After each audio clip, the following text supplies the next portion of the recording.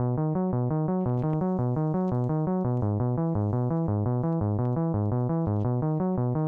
started Design Camp because literally almost on a weekly basis, if not a monthly basis, we get 2 or 3 families, someone that knows Worrell or has worked with Worrell, that asks if their kids can come in and shadow our designers. They want to see inside the design process, and they want their kids to be exposed to this way of thinking. And what we recognized in our own staff is that most of the folks that get into design as a career learn about it really late, in their college years or later. For us, Design Camp is so important because we see the value in giving kids the ability and the space to be creative.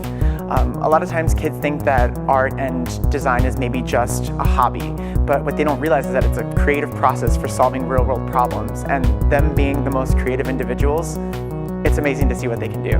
The things that they're learning here at the Design Camp are relevant to them in school, in internships, in the business world, in education, in things that they need to go as they build their careers. Do we get value out of it? I think so. To be able to boil it down, to simplify it, or to put it in terms that younger adults can understand might be a very interesting and good practice for us.